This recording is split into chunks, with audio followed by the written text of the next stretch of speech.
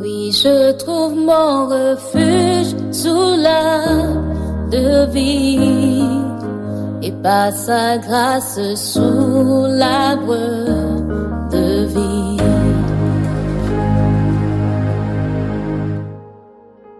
Shalom à toutes, shalom à tous, shalom chez vous, bienvenue à votre émission Sous l'arbre de vie. Bienvenue à ce nouveau numéro, je suis avec mes compagnons d'armes, je veux parler de Brice. Shalom Brice. Shalom PJ. Tu vas bien? Sa grâce, nos potes. Jusqu'à l'homme de feu, c'est comment? Oh, grâce à Dieu, shalom PJ, ça va bien. Alors Maoussé, comment tu vas? Shalom PJ. Emma. Shalom PJ, shalom à nos internautes. Shalom à tous ceux qui nous suivent. Nous bénissons le Seigneur pour sa grâce renouvelée et je ressens véritablement qu'on reste encore sur la question du salut que nous avions abordée lors de notre émission passée. Et d'entrée de jeu, je voudrais demander à Emmanuel de savoir, oui, pendant longtemps, durant près de 26 minutes, nous avons parlé du salut. Qu'est-ce qu'on devrait comprendre par salut? Tu m'attaques déjà? Ouais. D'entrée de jeu, je prends encore. Merci beaucoup, PJ, merci. Et le salut, c'est la vie avec Dieu pour toujours. En réalité, le salut, c'est la vie avec Dieu pour toujours. Et si tu permets, je lis un passage dans Romains 5, 10, paroles vivantes. Car si, tout en étant ses ennemis, nous avons été réconciliés avec Dieu par la mort de son Fils, à plus forte raison maintenant que nous sommes ses amis et qu'il vit en nous, trouverons-nous par sa vie un salut complet. Wow. Le salut... Tu peux reprendre s'il te plaît? Ok, je reprends. C'est tellement beau. Romains 5, verset 10, parole vivante. Car si tout en étant ses ennemis, nous avons été réconciliés avec Dieu par la mort de son Fils, à plus forte raison, maintenant que nous sommes ses amis et qu'il vit en nous, trouverons-nous par sa vie un salut complet. Alléluia. Nous sommes les amis de Dieu et il vit en nous. Dieu vient. Alors, c'est extraordinaire. je te laisse Et c'est un salut complet. Et le salut complet ici, et par la grâce de Dieu, nous savons que le Nouveau Testament a été écrit en grec. Le grec qui est une langue très complète. Donc le salut ici, c'est le grec sozo. Donc si vous permettez, et le sozo qui veut dire, je vais lire les différentes définitions, quand on prend le sozo, dans ce contexte ça veut dire sauver, garder sain et sauf, délivrer du danger ou de la destruction, quelqu'un d'un préjudice ou d'un péril, sauver du périssement quelqu'un qui souffre, c'est-à-dire qui souffre de la maladie, le guérir, lui redonner la santé, préserver de la destruction, sauver dans le sens technique biblique, c'est-à-dire quoi? Délivrer des peines du jugement messianique. Wow. Je voudrais encore que tu reprennes, mais là peut-être posément, Voilà, ouais. pour que nos internautes aussi puissent se retrouver chaque fois qu'on parle du salut. Voilà. Qu'est-ce qu'ils peuvent comprendre? Ouais. Ok, d'accord. Quand on parle du salut, donc le grec sozo, ça veut dire, le premier point c'est sauver, garder sain et sauf. Garder sain et sauf. Et sauf. Donc c'est Dieu même qui nous garde sain et sauf. Ok. Ça c'est le salut. Wow. Délivrer du danger ou de la destruction. Ok, donc Dieu nous délivre Du danger ou de la et destruction. de la destruction. Donc, délivrer quelqu'un d'un préjudice ou d'un péril. Sauver du périssement quelqu'un qui souffre. Et le souffrir, c'est-à-dire qui souffre de la maladie, le guérir, lui redonner la santé. Oh. Préserver de la destruction. Et maintenant, le deuxième point dans le sens, il continue toujours, le sozo, c'est délivrer des peines du jugement messianique. Du jugement messianique. Sauver des mots qui font obstacle à la délivrance par le Messie. Les mots qui font obstacle à la délivrance par le Messie. Donc ça rejoint un peu ce qu'on disait, c'est-à-dire que même quand on continue, même quand on annonce l'évangile et que on sent comme s'il y a un obstacle, on sent comme s'il y a une barrière, c'est de continuer parce que c'est Dieu même qui enlève cette barrière là en fait. C'est Dieu même qui ôte cette barrière, c'est pas le petit piment commun qui...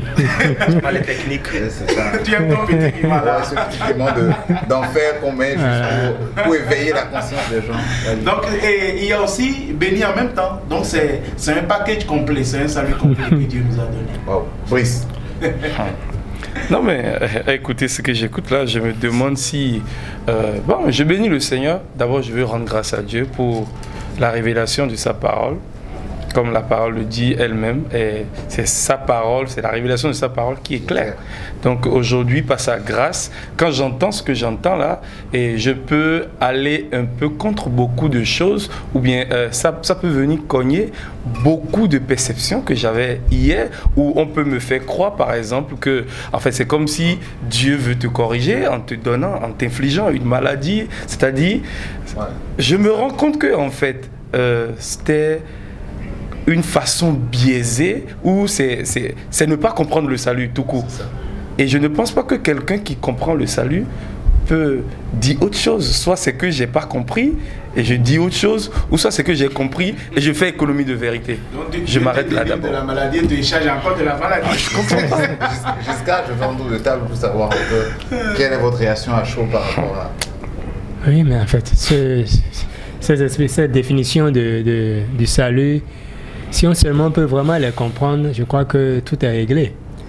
Parce que quand on dit le salut, on dit salut, mais sans véritablement comprendre ce qui est dedans. Et là, on vient de voir tout ce qu'il y a dedans. Donc Dieu, quand on parle du salut, Dieu m'a sauvé, c'est qu'il nous délivre, il nous préserve, il nous garde sains et saufs, il nous délivre de la destruction, du périssement, de la maladie. Donc c'est tout un ensemble, c'est merveilleux. Avant d'aller peut-être en allant à Maoussé, il y a une question qui me... Alors, tout ce qui est lien générationnel, tout ça, qu'est-ce qu'il en est? Est-ce que ça veut dire que nous sommes délivrés des liens générationnels ou maintenant il faut briser ces liens parce que... non, je... Merci beaucoup, PJ. Merci beaucoup, PJ. En fait, moi, ta question me fait penser rapidement à un passage biblique. Et Jean 1, verset 12 à 13, où la parole de Dieu dit à tous ceux qui l'ont reçu, à ceux qui croient en son nom, elle a donné le pouvoir de devenir enfants de Dieu, lesquels sont désormais nés, non plus de la volonté de la chair, ni du sang, mais de Dieu. C'est-à-dire que Dieu nous dit que celui qui a entendu l'évangile, qui a accepté l'évangile et qui a cru en lui, est désormais né de lui. Et Dieu a pris le soin de préciser que cette personne n'est plus née selon la volonté de la chair ni du sang. Ça veut dire qu'autrefois tu étais né selon la volonté de la chair et du sang. Mais désormais, l'évangile t'a fécondé et tu es désormais né de Dieu. On n'a plus le droit de parler de lien générationnel. Parce que là, tu es un enfant de Dieu. Celui qui est l'enfant de Dieu, qui est né de Dieu, c'est quel lien en fait? Donc vous allez me dire que c'est les liens qui viennent de Dieu. Dieu a fait, écoutez, les liens de Dieu c'est la liberté. N'est-ce pas? Les liens de Dieu, c'est la liberté. Donc, en fait, je pense qu'il est important de préciser quelque chose. Lorsqu'on est né de nouveau, le corps n'a pas changé. Mais la partie de nous qui est née de nouveau, c'est notre esprit. Et la Bible nous dit clairement que l'homme est un esprit qui habite dans un corps et qui possède une âme. C'est ça. Et donc, à la nouvelle naissance, c'est notre esprit qui est né de nouveau. Mais en fait, je pense qu'on l'oublie. Que tu sois né de nouveau ou pas, même celui qui est né aujourd'hui, selon la volonté de la chair, venant d'un homme et d'une femme, est toujours un esprit. Et donc, à la nouvelle naissance, tu es toujours un esprit, mais cette fois-ci, tu es né de Dieu. Donc, en fait, celui qui est né de Dieu, on n'a plus le droit de parler de lien concernant cette personne-là. Donc, il n'y a plus question de lien générationnel dès lors qu'on est désormais né de Dieu. On est né de Dieu, on est né de l'Esprit de Dieu. Le Saint-Esprit nous a engendrés. Je voudrais lire ce passage, justement le passage que tu as cité dans Parole de vie. Oui. Pourtant, certains l'ont reçu et ils croient en elle. À ceux-là, la parole a donné le pouvoir de devenir enfants de Dieu.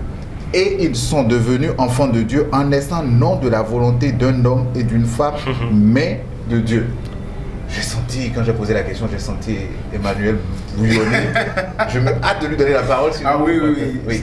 Tu me fais du bien de me donner la parole. Parce que l'histoire des liens, on est délivré une fois pour toutes. Et la Bible dit, dans Colossiens, moi je suis dans Colossiens 2:20, parole de vie. Je lis la parole de Dieu.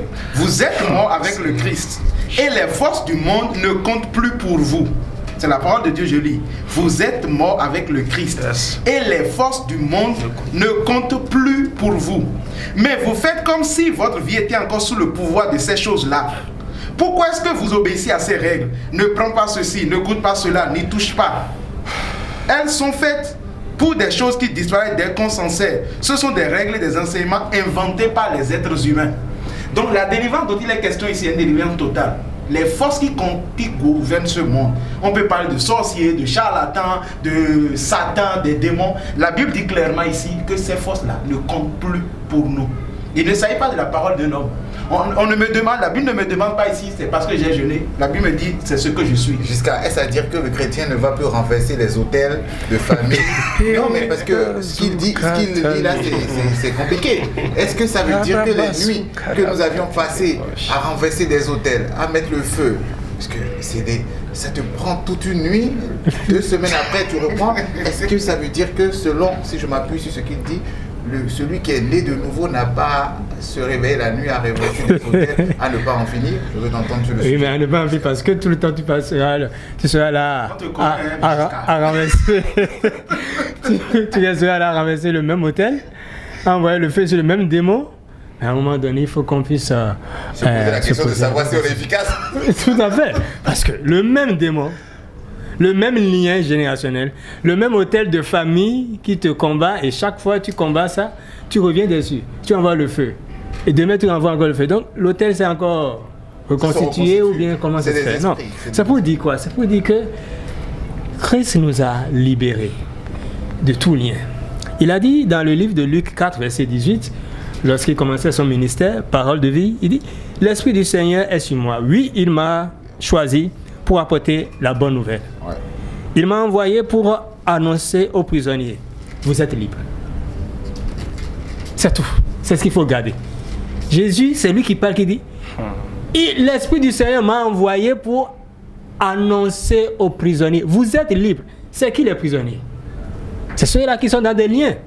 Les liens de captivité, les liens générationnels, les liens de famille, dans des alliances compliquées. Et Jésus dit, l'Esprit du Seigneur l'a envoyé pour annoncer à de telles personnes, vous êtes libres. Mais la question à se poser est ceci, est-ce que ces personnes acceptent qu'elles sont libres?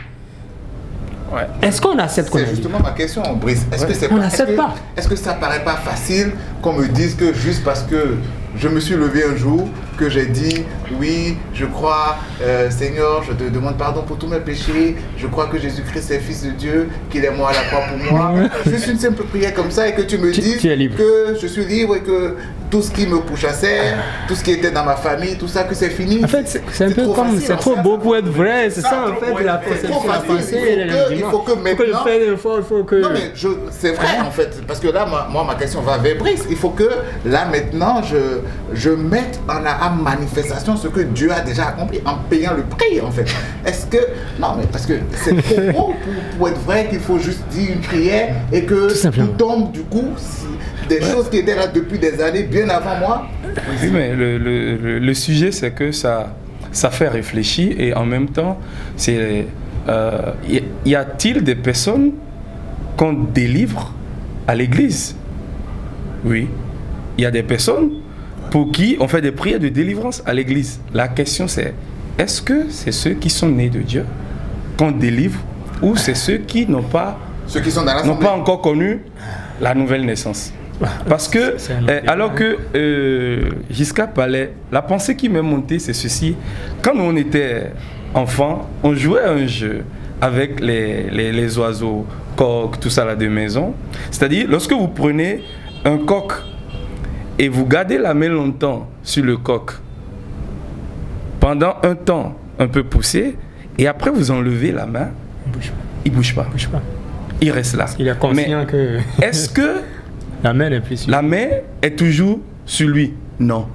Mais il reste dans l'état là. C'est-à-dire parce que on est resté longtemps, peut-être dans les liens, et que du jour au lendemain, c'est comme si le président gracie un prisonnier et on lui dit de sortir. Il dit mais vous êtes sûr que je peux fouler mes pieds dans la rue? En fait, quelque part, je me dis, il peut arriver que quelqu'un qui soit en Christ soit confronté à une telle chose. Parce que la question que beaucoup d'internautes peuvent se poser, c'est ok, mais est-ce à dire que vous, parlant de ceci, il n'y a plus de maladie, il n'y a plus ci, il n'y a plus ça?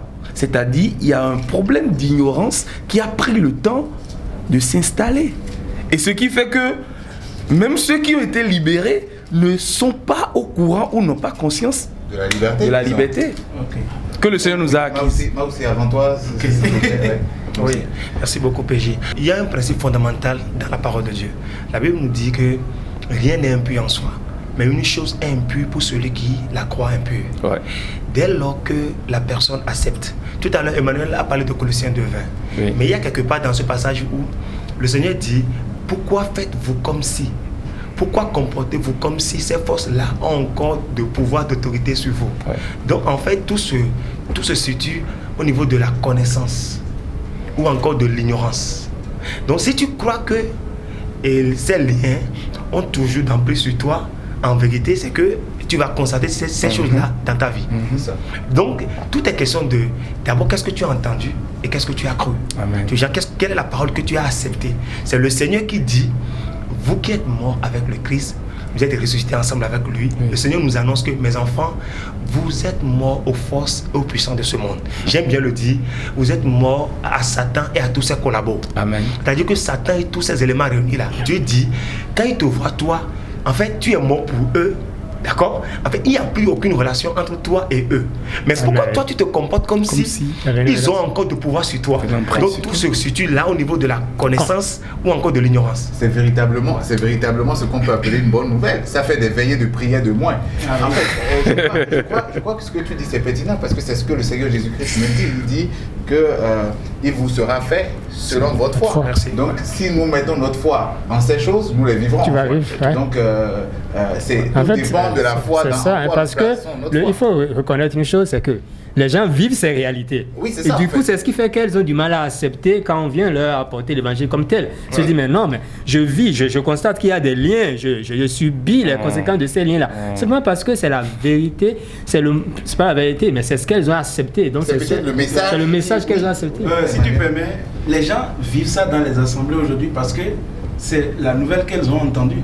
Si tu as entendu tout le temps que, attention, qu'il faut ramasser les autels, que ces forces-là, attention, que tu peux être réclamé alors que tu es la nouvelle création. La Bible dit celui qui s'attache au Seigneur a un esprit avec le Seigneur. Donc, on te dit que tu peux être réclamé. Donc, on peut réclamer Jésus-Christ alors. C'est ce que ça veut dire. Donc, si tu as entendu tout le temps que tu peux être réclamé, qu'aujourd'hui, il y a les liens qui parlent comme toi, et que c'est cette nouvelle que tu as entendue tout le temps, tu vas croire à cette nouvelle, et c'est ce que tu verras. Comme tu disais tout à l'heure, tu seras toujours fait selon ta foi. Et ce que tu entends, c'est ce que tu vivras. Si tu entends tout le temps que, attention, qu'aujourd'hui, maintenant, il y a une situation qui est là, parce que ton âme a un problème, parce que ton âme est remplie de ci et de ça, tu vas vivre ça. La bonne nouvelle est que Jésus-Christ nous a affranchis une fois pour toutes. Amen. Il a dépouillé, ce n'est pas il dépouillera, ce n'est pas il dépouille, c'est il a dépouillé. C'est une action terminée avec des résultats actuels et continus. Jésus-Christ a réglé le problème. C'est pour cela que le salut qu'il nous a donné est un salut complet, au fait. Mais quand on dit, voilà, ce que tu dis, c'est important, mais quand on dit que c'est accompli, mais que ce n'est pas manifeste, est-ce que c'est pas à moi, en fait, par ces prières d'amener à la manifestation quelque chose qui a été déjà accompli? Parce que c'est vrai, Jésus-Christ a dit tout est accompli, mais on nous dit, on sait que tout n'est pas encore peut-être manifeste. Donc est-ce que en faisant ces prières, c'est pas une manière d'amener à manifestation quelque chose qui a été déjà accompli? Brice. Amener à manifestation quelque chose qui a été accompli. Qui a été déjà accompli. Bon, moi, ce que je peux, ou ce que je comprends jusque-là, parce que le Seigneur nous fait grâce et tout, c'est, pour moi, je continue en écoutant, comme on l'a dit dans l'émission passée, en continuant d'écouter la bonne nouvelle. C'est la parole de Dieu qui a franchi. Ce ne sont pas mes prières d'abord, ce ne sont pas mes jeûnes. Ça, c'est ma compréhension. Donc, je ne pense. Vous connaîtrez la vérité. La vérité, c'est la connaissance de la vérité qui me rend libre. C'est la connaissance de la bonne nouvelle. Lorsque je découvre par la grâce de Dieu que Jésus a déjà accompli tel pour moi. C'est comme l'exemple du prisonnier que je citais tout à l'heure. C'est-à-dire, le chef de l'État t'a gracié. Tu peux sortir. Rentre dans la ville, va dans ta famille. Mais tu te demandes, bon, c'est sûr, je peux sortir. Caution, mes parents n'ont pas encore payé la caution, hein. Mais la caution qu'on m'a demandé. Bon, ok, tu disais comment ça vient manifester. Si tu permets, je voulais te donner un coup de main. L'histoire d'Abraham le montre. Dieu, quand il a annoncé la bonne nouvelle à Abraham, il lui a rappelé ça au moins 5 ou 6 fois avant la manifestation. Abraham n'a pas fait quelque chose. Il ne faisait que lui rappeler la même bonne nouvelle qu'il lui a annoncée. Amen. Je ferai de toi. Amen.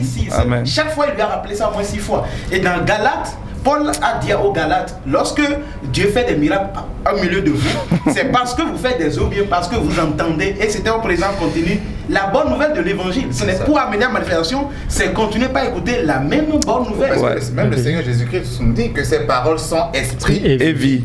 Et on sait que la parole de Dieu contient en elle toute la semence pour accomplir ce qu'elle dit. Ouais. Oui, et je voudrais qu'on puisse lire Galates 5.1. Galates 5.1. Et si Emmanuel peut nous le lire dans la version Parole vivante. Parole vivante, je te le lis rapidement. Ok, Galates 5.1, dans Parole vivante.